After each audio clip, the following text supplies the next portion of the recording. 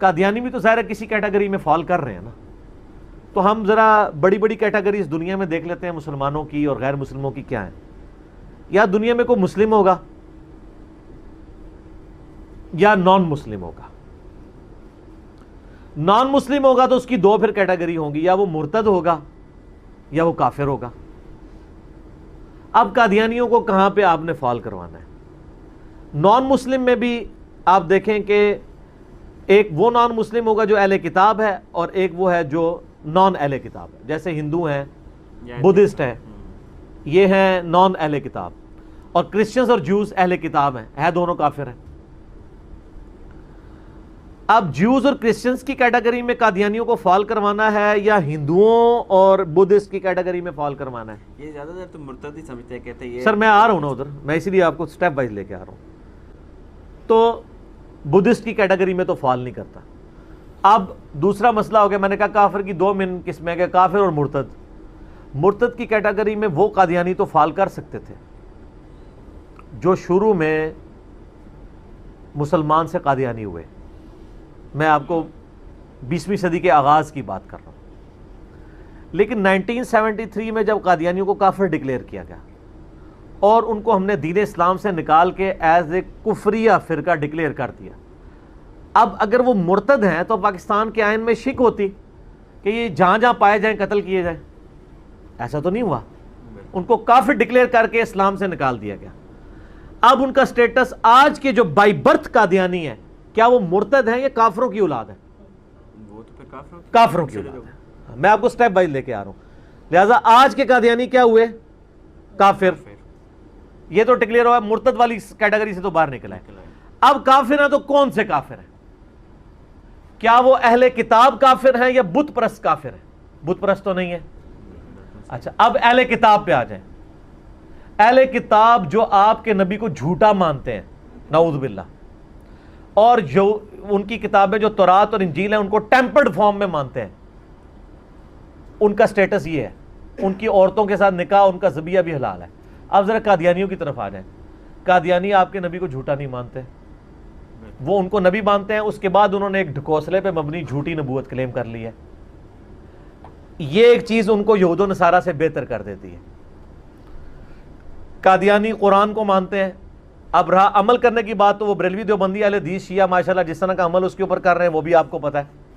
ٹھیک ہے, نٹی گریٹیز میں جائیں تو ان میں بھی کہیں کہیں خرابی موجود ہے.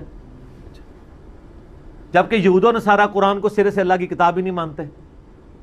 یہ جو دو بڑی چیزیں ہیں کہ نبی علیہ السلام کو ماننا اور قرآن کو ماننا, یہ چیزیں انہیں یہود و نصارہ اہل کتاب سے کیا بہتر نہیں کر دیتی ہیں؟ بالکل کریں گے. اچھا, اب تیسری چیز, ایک یہودی اور عیسائی کو دین اسلام سمجھانا زیادہ آسان ہے یا ایک قادیانی کو کہ جو پہلے سے نبی علیہ السلام کو اور قرآن و حدیث کو مانتا ہے؟ ظاہر ہے پھر قادیانی کو بنتا ہے. قادیانی کو آسان ہے. اور سر ہم نے سمجھایا اور لوگوں نے ہماری دعوت سے اسلام قبول بھی کیا اللہ کے فضل سے. اب آپ لوگ خود مقدمہ سمجھتے ہوئے یہاں تک پہنچے ہیں کہ ان کو اہل کتاب کی کیٹیگری میں ڈالنا چاہیے.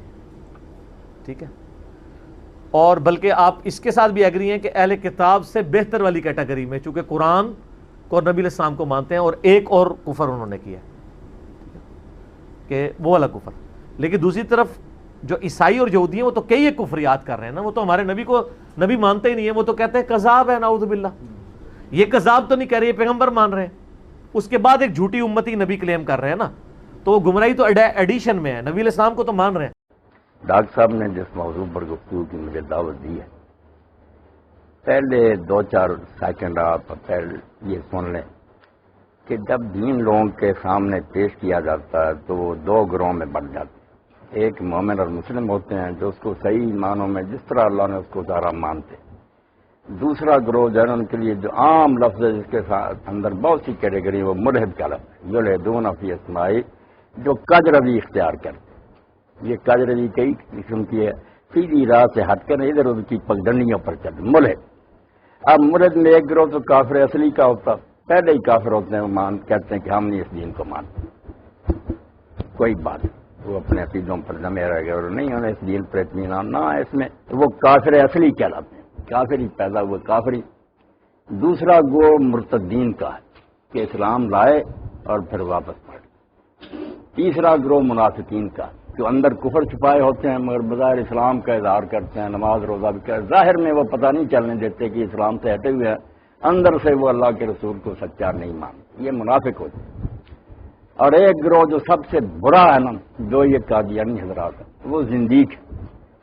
زندیق جو گروہ ہے نا، جن کا جرم زند کا ہے، یہ کفر سے بھی اور منافقت سے بھی بڑھ کر اس طرح سب دین کی استعمال کرتے ہیں، قرآن کو مانتے ہیں، رسول اللہ کو ماننے کا اظہار کرتے ہیں، دوسرے مسلمانوں سے بڑھ کر دین کے عاشق بنتے ہیں، مگر دین کے سارے مفاہیم اور جو ہے نا دین کے بیان کی باتیں سب کو بدل دیتے ہیں، ان کو ایسے رنگ میں پیش کرتے ہیں کہ لفظ وہی رہتے ہیں، دین کا مفہوم بالکل بدل کر رہتے ہیں۔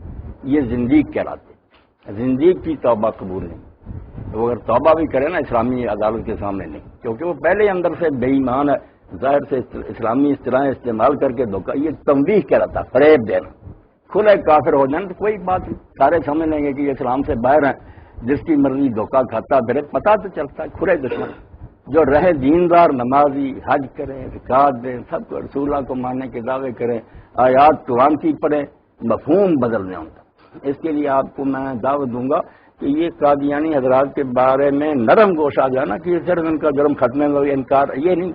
آپ کو اگر تفسیر صغیر ہی مل جائے نا مرزا بشیر الدین محمود کے حمایت، آپ حیران ہوں گے کہ قرآن جو ہے نا ایک معمہ بنا ہوا، لڑکا لکھا ہوا، لڑکے سے مراد اور ہے، مچھلی سے مراد اور ہے، دین کو انہوں نے بالکل مذاق بنا رہا۔ یہ زندیق لوگ کہ الفاظ قرآن کے ہیں، مفہوم ان کا ایسا بدلتے ہیں، آپ حیران ہو کر تفسیر پڑھ کر سوچیں گے یار قرآن کا بیان ہو، یہ کیا بات ہے کہ ابھی وہ غریب میں انہوں نے تفسیریں شروع کر دی۔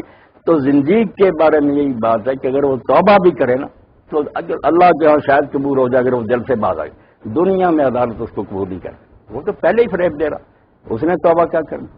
تو زندیق لوگ جو ہیں سب سے خطرناک، خود ایک کافر عیسائی بھی ہیں یا جو ہم ان کے بارے میں اتنے سخت نہیں ہیں، ہم سے الگ، فریب نہیں دیتے، یہ مسلم بنتے ہیں، بالکل سب کچھ اسلام والا کرتے ہیں اور دین کا بالکل ستیہ ناش کرتے ہیں۔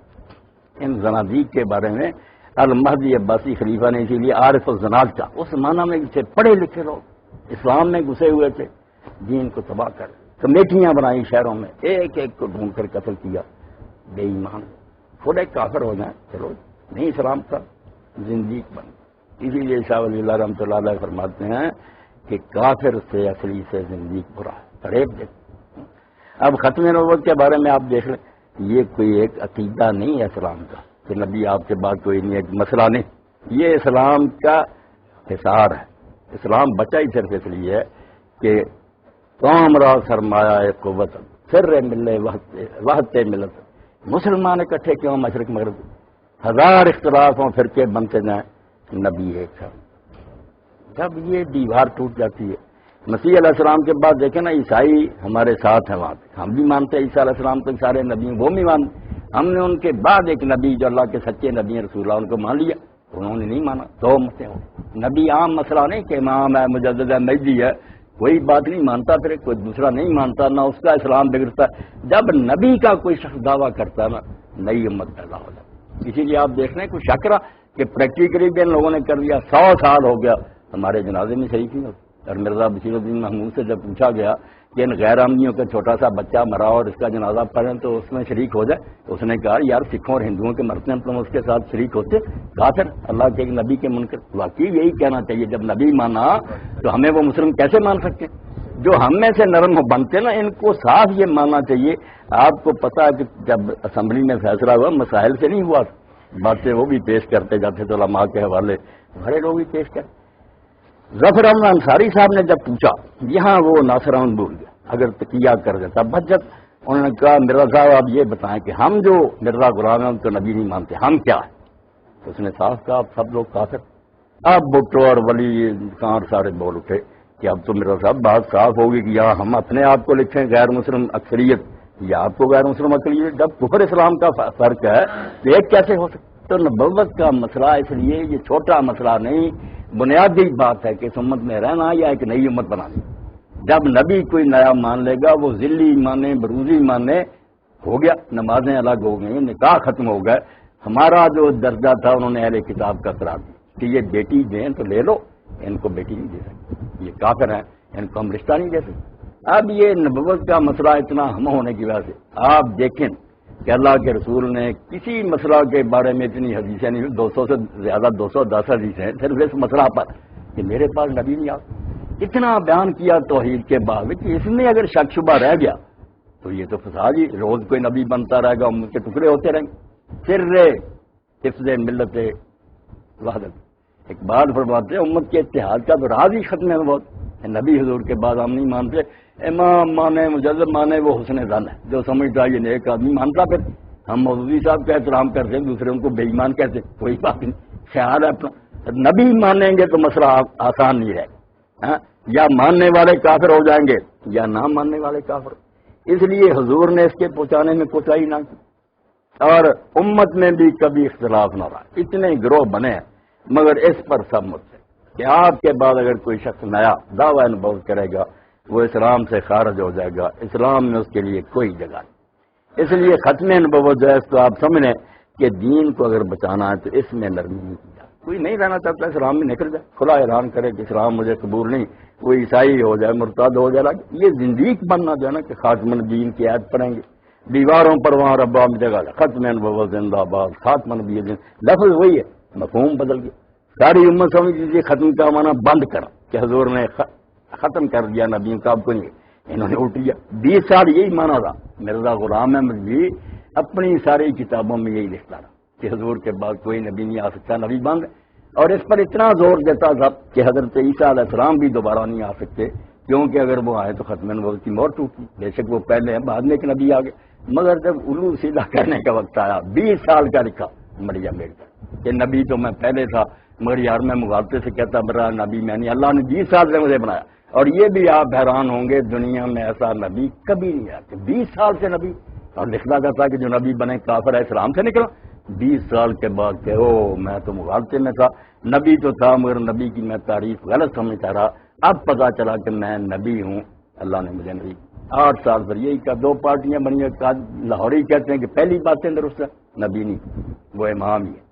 بعض والے کہتے ہیں قادیانی کے نہیں. جب انہوں نے بتا دیا کہ میری پہلی ساری تحریریں منسوخ ہے, اتنا بڑا مغالطہ. 20 سال خدا بھی خاموش رہا, ایک بار وہی نازل نہ کی کہ نبی تو میں آج کو بنایا ہوا. آپ دہلی کی مسجد میں کیوں کہہ رہے ہیں کہ اللہ اور فرشتوں کی لعنت ہو اگر میں نبی بنوں؟ تو نبی ہے اور کہتا میں نبی نہیں. یہ مکار لوگوں کی باتیں ہیں. کوئی مغالطہ نہیں تھا, زندگی فریب کرتا. 12 سال قرآن مجید میں کوئی آیت نظر نہیں آئی کہ عیسیٰ علیہ السلام فوت ہو گئے. 12 سال تک جو کتابیں لکھتی ہیں, برائی نے بیعت لے رہا ہے, مجدد ہے, اس میں یہی ہے کہ وہ آسمان پر اٹھائے گئے, زندہ ہے, قرب قیامت کے قریب وہ نازل ہوں گے, تلوار سے اسلام کو غالب کریں گے. 12 سال کے بعد وہی پیترا بدل گئی کہ اللہ نے تو مجھے بتایا تھا کہ عیسیٰ علیہ السلام مر گئے ہیں. میں مسلمانوں کے خیال سے وہی بات دہراتا رہا جو مسلمان کہتے ہیں, حقیقت میں مر چکے. یہ بالکل ایک مکار اور فرادی آدمی ہے, یہاں کوئی مسئلے کا مغالطہ نہیں. تو نبی حضور علیہ السلام کے بعد کوئی نہیں آ سکتا, بالکل اس پر امت کا اجماع ہے. 200 سے زیادہ حدیث اس بارے میں مفتی احمد شفیع رحمۃ اللہ علیہ نے پوری کتاب لکھ لی, ختم النبوت فی القرآن, ختم النبوت فی الاصحاب, ختم النبوت فی الحدیث, سارا تینوں حصے اکٹھے مل جاتے. آپ پڑھیں, یہ مسئلہ کوئی بحث طلب نہیں. حضور نے اس کو توحید کی طرح بیان کر دیا کہ اب میرے بعد کوئی نہیں آئے. بہت عمدہ مثال دی کہ میری اور پہلے انبیاء کی مثال سمجھ لو جیسے کسی آدمی نے مکان بنایا, بہت خوبصورت بنایا, عمدہ بنایا, سب مکمل ہو گیا, ایک اینٹ کی جائے کونے میں باقی ہے. لوگ دیکھتے ہیں, پسند کرتے ہیں اور کہتے ہیں اللہ وزت چل کے لگا کہ ساری عمارت مکمل ہے, یہ اینٹ کیوں نہیں رکھ دی گئی.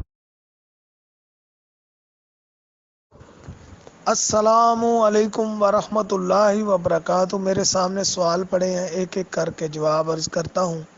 کیا قادیانی محمد رسول اللہ صلی اللہ علیہ وسلم کو مانتے ہیں, یہ پوچھا گیا ہے.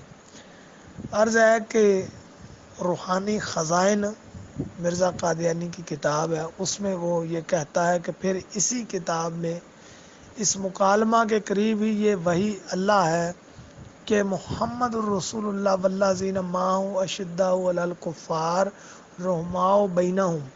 اس وحی الہی میں میرا نام محمد رکھا گیا اور رسول بھی. اب ساری دنیا جانتی ہے کہ یہ آیت رسول اللہ صلی اللہ علیہ وسلم کے لیے تھی. وہ کہتا ہے نہیں, اس وحی الہی میں یہ اللہ نے جو وحی اتاری ہے اس میں یہ جو آیت ہے اس میں میرا نام اللہ تعالیٰ نے محمد رکھا اور رسول رکھا. یعنی اس آیت سے مراد محمد رسول اللہ کون ہے؟ مرزا قادیانی۔ اگر پوچھنے والے کا یہ ہے کہ کیا وہ محمد صلی اللہ علیہ وسلم کو رسول مانتے ہیں، تو اس طرح مانتے ہیں، اور میری کوشش ہوگی کہ یہ حوالہ بھی میں ان کی اصل کتاب سے آپ کی اسکرین پر نظر آ جائے گا انشاءاللہ۔ اس کے علاوہ میں ایک اور حوالہ عرض کر دیتا ہوں، حوالے بہت سے ہیں لیکن آپ کا قیمتی وقت وہ بھی ضائع ہوگا۔ تو یہ بھی مرزا قادیانی کی کتاب روحانی خزائن سے ہے۔ وہ کہتا ہے کہ میں آدم ہوں، میں نوح ہوں، میں ابراہیم ہوں، میں اسحاق ہوں، میں یعقوب ہوں، میں اسماعیل ہوں، میں موسیٰ ہوں، میں داؤد ہوں، میں عیسیٰ ابن مریم ہوں۔ سعد علیہ السلام بھی انہوں نے سارے انبیاء کے ساتھ لکھا ہے، اور کہتا ہے کہ میں محمد صلی اللہ علیہ وسلم ہوں۔ استغفر اللہ۔ تو قادیانی محمد صلی اللہ علیہ وسلم کو مانتے ہیں، اس طرح مانتے ہیں، یعنی جس کو وہ نبی مانتے ہیں وہ کیا کہتا ہے کہ میں کیا ہوں؟ نبیوں کا مجموعہ۔ اتنے سارے انبیاء کا نام لینے کے بعد کیا کہتا ہے کہ میں محمد صلی اللہ علیہ وسلم ہوں۔ اس کے بعد آتے ہیں اس سوال کی طرف کہ کیا قادیانی قرآن کو مانتے ہیں؟ تو اس کے بارے میں مرزا قادیانی کا بیٹا خود لکھتا ہے، کہتا ہے کہ ہم کہتے ہیں کہ قرآن کہاں موجود ہے؟ اگر قرآن موجود ہوتا تو کسی کے آنے کی کیا ضرورت تھی؟ مشکل تو یہی ہے کہ قرآن دنیا سے اٹھ گیا ہے، اسی لیے تو ضرورت پیش آئی کہ محمد رسول اللہ کو بروزی طور پر دوبارہ دنیا میں مابعوث کر کے آپ پر قرآن شریف اتارا جائے۔ اب وہ کیا کہہ رہا ہے؟ یہ کوئی ایسی مشکل اردو نہیں کہ اس کی تشریح کی جائے۔ وہ کہتا ہے قرآن دنیا سے اٹھ چکا اور مرزا پر دوبارہ سے یہ نازل ہوا ہے۔ اور اس کے علاوہ مرزا قادیانی خود یہ بات لکھتا ہے کہ قرآن شریف خدا کی کتاب اور میرے منہ کی باتیں ہیں۔ اب دیکھ لیں کہ قادیانی جس کا یہ دعویٰ ہے کہ قادیانی قرآن کو مانتے ہیں، تو مرزا قادیانی کو وہ کیا مانتے ہیں؟ نبی مانتے ہیں، اور بقول ان کے جس کو وہ نبی مانتے ہیں وہ کیا کہہ رہا ہے کہ قرآن کیا ہے؟ میرے منہ کی باتیں ہیں کرنے کا، یعنی مرزا قادیانی کی باتیں قرآن ہیں ان کے نزدیک، یہ قرآن کو اس طرح مانتے ہیں۔ تو جو ہمارا مسلمان بھائی یہ کہہ رہا ہے کہ جی وہ تو قرآن کو مانتے ہیں، اللہ سے ڈرنا چاہیے۔ یہ حوالہ میں دے رہا ہوں، ان حوالوں میں کوئی ایک حوالہ بھی جعلی ہو تو میں آپ کو لکھ کے دیتا ہوں کہ جو چور کی سزا وہ میری سزا، آپ بے شک میری گردن اڑا دیں، اور اگر یہ حوالے سچے ہوں تو پھر اس بھائی کو چاہیے کہ وہ اس پر توبہ کرے۔ کیا زہر وہ امت میں گھول رہا ہے، کیا کوشش ہے اس کی، قادیانیوں کی کیوں ہیلپ کر رہا ہے وہ بندہ۔ میرے محترم بھائیوں، اب اس کے بعد بھی اگر کوئی یہ کہے کہ قادیانی اہل کتاب سے بہتر ہیں تو اس بھائی کی خدمت میں عرض ہے کہ ملحد کی تعریف پڑھیں، زندیق کی تعریف پڑھیں، اور پھر وہ بیان کریں کہ زندیق یہ ہوتا ہے، ملحد یہ ہوتا ہے، ویڈیو بیان میں وہ ریکارڈ کروائیں۔ جو قادیانی پرانے تھے جو مرزے کے ساتھ لگ گئے وہ تو تھے مرتد، اس کو سب مانتے ہیں کہ وہ مرتدین تھے، یہ تو مسلمہ بات ہے، تسلیم ہے سب کو۔ بعد والے یہ جو تیسری چوتھی نسل ساری کی ساری ملحد ہے، الہاد کی تعریف ان پر صادر نہ آئے تو مجھے پکڑ لیں، پہلے الہاد کی تعریف کریں، اگر اس میں یہ نہ قابو آئے تو مجھے پکڑ لیں۔ اور کفر کو اسلام بنا کر پیش کرنا ہی الہاد ہے، کفر کو اسلام بنا کر پیش کرنا ہی زندیقیت ہے، اور کوئی نیا پرانا قادیانی اس سے خالی نہیں ہے، سارے ایک سے ہیں۔ الہاد میں، زندیق ہونے میں سب اکٹھے ہیں، کوئی مختلف نہیں ہے۔